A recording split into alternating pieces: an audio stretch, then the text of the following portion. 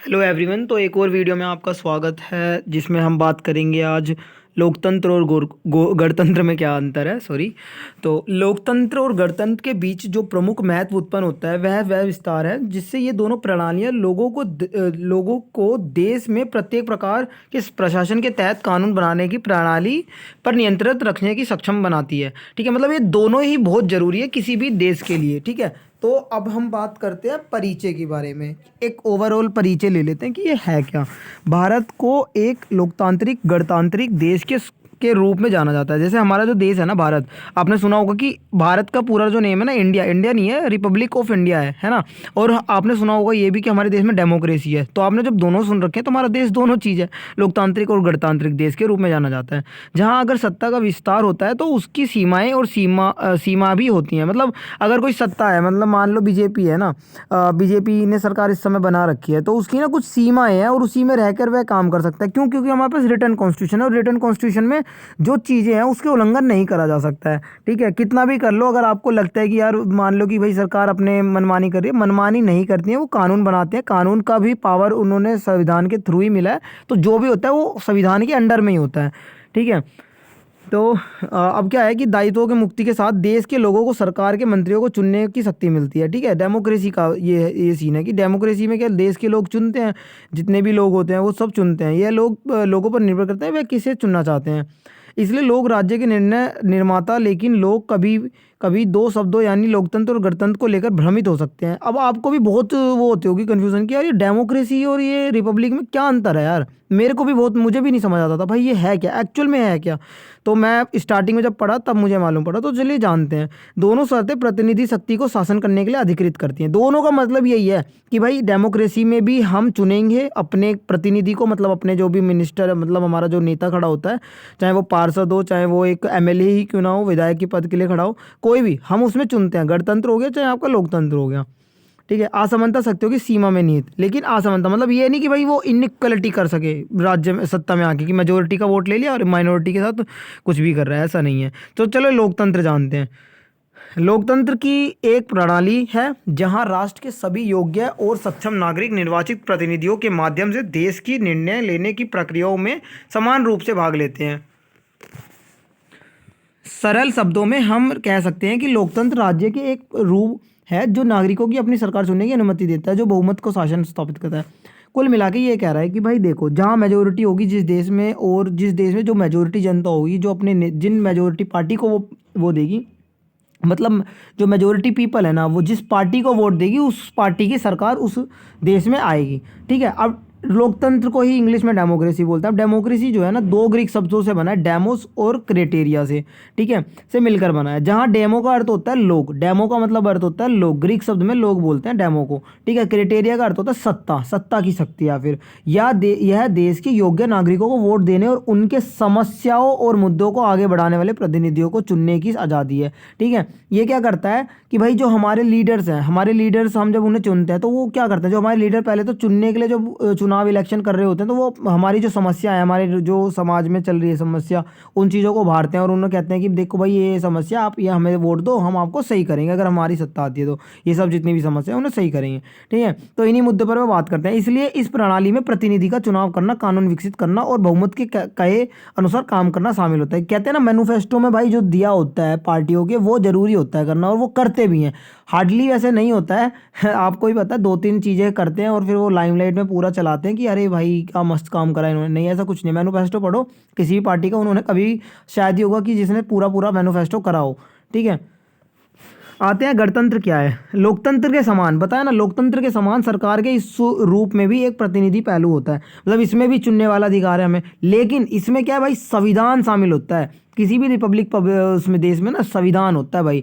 ऐसा नहीं north Korea या फिर कोई भी ऐसा देश, मान लो और कौन सा देश है, हाँ अफ्रीका के बहुत से देश हैं कि भाई जहाँ पे बंदूक के दम पर कुछ भी हो रहा है, ऐसा कुछ नहीं है। जैसे मान लो कि आपका यही हो गया, आपका बेलारूस हो गया। बेलारूस में भी बहुत ऐसी सत्ता है कि पिछले 30 सालों से कि वो पीएम बना फिर रहा है, तो जो कि वही गलत चीज़ है। वहाँ पे भले ही कॉन्स्टिट्यूशन हो, वो कॉन्स्टिट्यूशन भी नाम मात्र का है। जहाँ पे कॉन्स्टिट्यूशन ही वर्क नहीं कर रहा उसको मान लो कि वो देश पे कॉन्स्टिट्यूशन है ही नहीं। तो हमारे देश में तो है भाई, और फॉलो भी करा जाता है। क्यों? क्योंकि हमारे देश में तो जो 3 बॉडी है ना बिल्कुल अलग अलग काम करते हैं। एग्जीक्यूटिव अलग काम करते हैं, लेजिस्लेटिव अलग काम करते हैं और जुडिशरी अलग काम करती है। तो तीनों एक दूसरे पर निर्भर भी हैं और तीनों स्वतंत्र भी हैं काम करने के लिए, और तीनों पे ही सेम टाइप ऑफ पावर्स भी है ना। तो इसलिए हमारा संविधान चालू है, मतलब चालू मतलब अभी तक वर्क करता आ रहा है, ठीक है। लेकिन इसमें एक चार्टर या संविधान शामिल होता है, मतलब गणतंत्र में शामिल होता है एक संविधान, मतलब बन होता है देश के अंदर, जिस जिस भी देश में गणतंत्र है उसमें एक संविधान होता है जो बहुमत की शक्ति की सीमित करता है और अल्पसंख्यक को बहुसंख्यक लोगों के द्वारा पूरी तरह से प्रभावित। अब भाई मान लो 100 लोग हैं, मान लो एक घर में 100 लोग हैं और 80 लोग मेजोरिटी दूसरे धर्म से आते हैं और 20 जो लोग हैं वो दूसरे धर्म से आते हैं। अब भाई वहाँ पे एक ऐसा रूल है कि भाई जो जो जिसके सबसे ज़्यादा वोट होंगे उस घर को वो चलाएगा। एक 20 लोगों में से एक खड़ा हुआ, एक 80 लोगों में से एक खड़ा हुआ। अब भाई ऑब्वियस है कि 80 वाला जीतेगा, है ना। 80 जो भी मेजोरिटी होगी वो तो 80 वाले ही अपने वाले बंदों को ही देंगे। तो अब भाई जो कानून बनेगा उस देश में, जो भी कानून बनेगा उस रूम में जो भी कानून बनेगा उसको हर बंदे को फॉलो करना पड़ेगा, ऐसा उनका संविधान कहता है, मान लो। तो भाई ये तो दिक्कत हो जाएगी ना। अब उन्होंने कुछ ऐसा कानून बना दिया जो बिल्कुल उनके अगेंस्ट हो, है ना, तो वो तो बिल्कुल गलत हो जाएगा। इसीलिए रिपब्लिक है हमारा देश, ये पूरी तरह से प्रभावित नहीं करता है। यहाँ भी राज्य के प्रमुख की नियुक्ति चुनाव के माध्यम से की जाती है जो सीमित अवधि के लिए कार्य करता है। रिपब्लिक शब्द ग्रीक शब्द पोलिटिया से निकला है जिसका तात्पर्य नागरिकों के अधिकारों से है, ठीक है। मतलब जिसका तात्पर्य नागरिकों के अधिकारों से, ये रिपब्लिक में नागरिकों के अधिकारों की बात होने लगती है। गणतंत्र में बहुसंख्यक और अल्पसंख्यक निकायों के बीच शक्ति का उचित वितरण शामिल है, ठीक है। गणतंत्र मतलब इन्हें शक्तियां बांट दी जाती है। अच्छा भाई, अगर माइनॉरिटी है तो माइनॉरिटी के पास भी इतनी पावर है, अगर माइनॉरिटी का कोई लीडर खड़ा होकर आया तो, ठीक है, उन पर भी पावर दी जाती है। गणतंत्र की अवधारणा 500 ईसा पूर्व, ठीक है, में उत्पन्न हुई थी। 500 ईसा पूर्व मतलब भाई आपका ईसा मसीह के जन्म से 500 पूर्व पहले, ठीक है। उस समय रोमन गणराज्य को प्राचीन काल में गणतंत्र के सबसे पुराने रूप में जाना जाता है। कि भाई जो रोमन था ना, रोमन जो देश था उसको सबसे पुराना रिपब्लिक नेशन के रूप में जाना जाता है। लोकतंत्र और गणतंत्र के बीच में अंतर जान लेते हैं। परिभाषा आपको मैंने बता दी थी, एक बार और अच्छे से पढ़ लेते हैं। लोकतंत्र सरकार की एक प्रणाली है जहां राष्ट्र सभी योग्य और सक्षम नागरिक निर्वाचित प्रतिनिधियों के माध्यम से देश के निर्णय लेने प्रक्रियाओं में समान रूप से भाग लेते हैं। दूसरी ओर गणतंत्र एक प्रतिनिधि पहलू भी है, लेकिन एक चार्टर या संविधान के साथ जो बहुमत की शक्ति को सीमित करता है और अल्पसंख्यक को बहुसंख्यक लोगों द्वारा पूरी तरह से प्रभावित होने से बचाता है। समझ गए? ऊपर तो समझा, सेम चीज वही लिखी है अंतर डिस्क्राइब करने के लिए। कानून बनाना, अब कानून बनाना भी इसी के अंदर आ जाता है। लोकतंत्र की स्थिति में बहुमत दल के पास कानून बनाने उन्हें देश में लागू करने की असीमित शक्ति होती है। बताया ना ऊपर कि भाई कोई भी 80 व्यक्ति है, 80 वाला जो लीडर था वो तो ऐसा बना देगा। तो इस प्रकार अल्पसंख्यकों को बहुसंख्यकों को कम सुरक्षा प्राप्त है, ठीक है। दूसरी ओर एक गणतंत्र, ये लोकतंत्र की बात है कि जो देश में डेमोक्रेटिक है। दूसरी ओर एक गणतंत्र के मामले में एक चार्टर संविधान को जोड़ने से बहुमत की शक्ति सीमित हो जाती है। अल्पसंख्यक को बहुसंख्यक लोगों द्वारा पूरी तरह से प्रभावित होने से बचाया जाता है। अंतर्गत इसके अंतर्गत अल्पसंख्यकों को सुरक्षा प्रदान किया जाता है। अब मान लो भाई संविधान है, संविधान भाई हमारा कह रहा है फंडामेंटल राइट्स दे रहा है ना। कितने भी मेजोरिटी में आ जाए, कोई भी सरकार मेजोरिटी में आ जाए, अगर बंदा फंडामेंटल राइट वोलेट हुआ तो डायरेक्ट हाई कोर्ट और सुप्रीम कोर्ट जा सकता है, आपको ही पता है। तो ये रिपब्लिकन की पहचान है, हमारा देश रिपब्लिक है, इस चीज़ की पहचान है, ठीक है। अधिकारों का संरक्षण, अब अधिकारों का संरक्षण फंडामेंटल राइट्स की जो मैंने जस्ट अभी बात करी वो। अब आगे पढ़ते हैं। लोकतंत्र के तहत अल्पसंख्यक लोगों के अधिकारों की रक्षा नहीं की जा सकती और इस प्रकार बहुमत के पास अल्पसंख्यक पर असीमित शक्ति होती है। दूसरी ओर गणतंत्र संविधान के माध्यम से अल्पसंख्यकों को बहुसंख्यक लोगों द्वारा पूरी तरह से प्रभावित होने से बचाता है। इसका मैं एग्जांपल देता हूँ। फंडामेंटल राइट जो आर्टिकल 29 और 30 है, आपको पता है आर्टिकल 29 और 30 जो है उसमें हम जो माइनॉरिटीज़ होती हैं वो अपनी एडमिनिस्ट्रेशन खोल सकती हैं, एजुकेशन स्कूल चला सकती हैं अपने फंड से ही, है ना, और उनको और प्रचार प्रसार कर सकती हैं। ऐसा नहीं कि कोई कानून आ रहा है रोक लगा रहा है, नहीं नहीं भाई ये तो प्रचार प्रसार नहीं कर सकती, नहीं भाई, फ्रीडम का प्रोपगेट करने का पूरा अधिकार है, एजुकेशन देने का अपने रिलीजन का वो भी पूरा अधिकार है।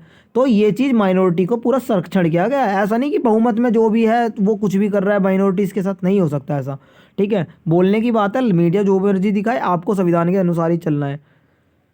सरकार पर प्रतिबंध, अब सरकार पर क्या प्रतिबंध है? लोकतंत्र के मामले में सरकार पर ऐसे कोई बंदिश नहीं होती। अब देखो भाई, तुम हो, तुम मेजोरिटी में हो, मान लो कि 80% जो व्यक्ति है वो मेजोरिटी में है, तो यार उनका कौन क्या ही कुछ उखाड़ सकता है? लोकतंत्र का तो परिभाषा यही होती है ना। वो कुछ जो एक आधा परसेंट दिया, 10% 20% माइनॉरिटी होगा, उन पर कुछ भी कानून बना के लागू कर देंगे। लोकतंत्र में अधिकतर ऐसी होता है, बहुसंख्यक अपनी इच्छा अनुसार नियम बना सकते हैं और अल्पसंख्यक लोगों पर हावी हो सकते हैं। दूसरी ओर गणतंत्र में सरकार पर प्रतिबंध और जहां समझौते या संविधान का अस्तित्व अल्पसंख्यक पर बहुसंख्यक लोगों की शक्ति को बाधित करता है।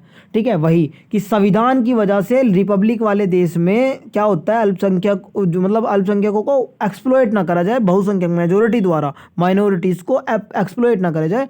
ठीक है, इसमें बाधित करता है, मतलब बाइंडिंग लगाता है, रिस्ट्रिक्शंस लगाता है। अब डेमोक्रेसी और रिपब्लिक, मतलब वही मैं थोड़ा इसमें डीप में जानते हैं। अब डेमोक्रेसी और रिपब्लिक, लोकतंत्र पहला हम डेमोक्रेसी पढ़ेंगे, देन उसके बाद जो सेकंड उसमें आपका रिपब्लिक में लिखा है वो पढ़ेंगे। लोकतंत्र में जनता के पास स्वयं शक्ति होती है।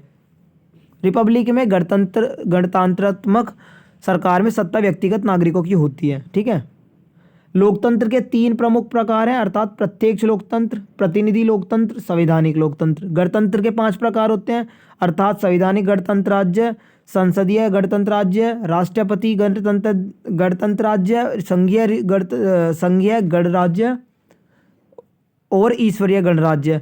लोकतांत्रिक सरकार में प्रणाली से सभी कानून बहुमत प्रतिनिधि जनता द्वारा बनाए जाते हैं और गणतंत्र में गणतंत्रीय सरकार में कानून उन लोगों द्वारा बनाए जाते हैं जो देश की जनता के चुने हुए प्रतिनिधि होते हैं। ठीक है, मतलब बातें जो है ना, बिल्कुल तुम्हें लग रहा होगा सेम है, लेकिन है नहीं सेम। अच्छे से पढ़ो। ठीक है, वीडियो को पॉज करके पढ़ो, तब आपको समझ आएगा है क्या ये। निष्कर्ष पर आ जाते हैं, वीडियो ज़्यादा लंबी है नहीं, पूरा ओवरऑल मैंने जो व्यू होता है किसी भी चीज़ का कि यार एटलीस्ट डेमोक्रेसी और रिपब्लिक का ऊपर से अंतर तो जान लें, वो मैंने अच्छे से डीप एक्सप्लेनेशन दे दी है। ठीक है, यहाँ मैंने किसी भी फिलोसफर्स के थॉट्स नहीं जोड़े हैं। ऑब्वियस है कि भाई वीडियोस जो है अधिकांश रूप से बच्चे जो हैं बड़ी बड़ी वीडियोस देखना पसंद नहीं करते हैं। अगर आप कॉलेज स्टूडेंट्स हो या फिर 11th-12th के स्टूडेंट्स तो ये वीडियो आपके लिए सबसे बेस्ट है। आप अपने बोर्ड्स के पेपर में दो, अपने कॉलेजेस के एग्ज़ाम में दो, ईजिली अच्छे नंबर से स्कोर कर पाओगे। ठीक है, कुछ तो आप अपनी तरफ से भी बना के लिखते हो पेपर में, ऑब्वियस है। तो जो अपनी तरफ से बना के लिखते हो इतना पढ़ने के बाद, तो और जो चीज़ आपको 5 पेज में लिखनी थी वो आप 7-8 पेज में आराम से कर पाते हो।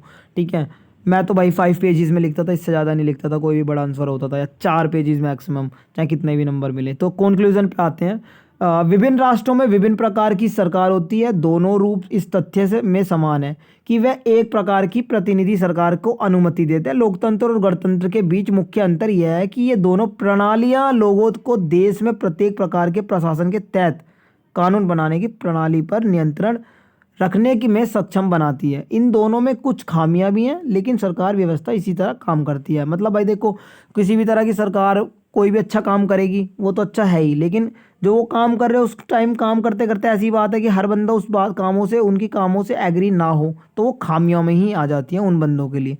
तो यही वो है। अगर वीडियो अच्छी लगी हो तो लाइक सब्सक्राइब शेयर कर देना, अपने दोस्तों में कर देना। PDF चाहिए होगी तो यार मेरे को इंस्टा पे मैसेज कर देना। ठीक है, या फिर मेरे को कमेंट में कर देना, मेरे इंस्टा पे मैसेज कर देना, then I will share it. Okay, somehow जैसे भी होगा। Thank you so much for watching my video.